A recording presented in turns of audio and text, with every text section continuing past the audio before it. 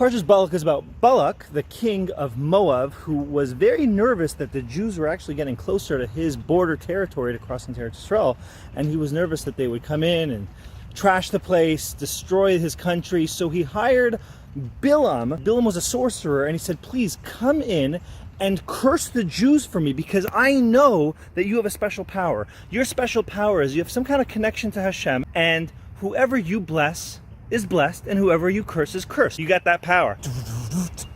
I got the power. And if you read the Parsha, spoiler, it doesn't work. Bilam tries to curse the Jews, and he ends up blessing them 3 times. He's like, oh well, don't mess with the people of God. You got us covered, huh? Okay, so now let's fast forward to a few parshas later in Sefer Devarim, and Moshe Rabbeinu is talking about the commandments of who is allowed to become a Jew, who's allowed to be a ger and convert into the Jewish nation. Egypt, well, they were pretty harsh to us, but they hosted us in their land for many, many years, so we'll give them a break. And if somebody wants to convert, they can't marry a Jew right away, but their grandchild is allowed to marry into the Jewish nation. It's kind of a compromise. There you go. What about the country of Moab, the people that come from Moab, you know, Balak's country? No, absolutely not. It says in the Torah, somewhere in Devarim. Why? 2 reasons.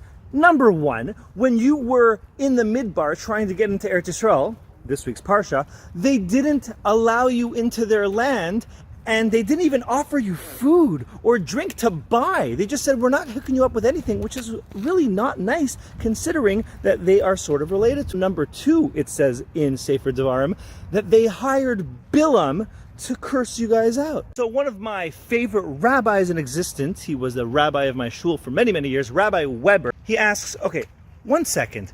Moab was just doing this in self-defense. They saw that Israel, the Jews, just destroyed Sichon and his whole territory, and they were coming for them next. It was self-defense. They hired Bilam so that he can make sure the Jews don't destroy Moab. He has a very good defense. Why you gotta blame him for that? You can't blame him for hiring someone just to curse out the Jews for that.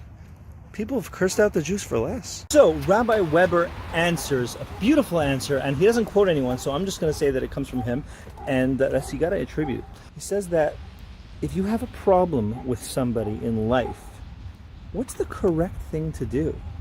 Is it to curse that person, that nation, that group of people, or just bless yourself? Remember, Bilam had 2 powers. He had the power to curse and the power to bless. Why use the power to curse? Why does your focus have to be on the negativity, that you have to hurt someone else to bring yourself up? If you think in the positive, if you think of how can I overcome this challenge? How can Hashem help me with this situation that I have with this person? This person's giving me such a difficult time. Hashem, please give me a bracha. Bless us, bless Moab, so that we can be successful for whatever situation is happening to us. And I think that's a great message. I don't know if it's pshat, but it works for me. Have a great Shabbos, guys.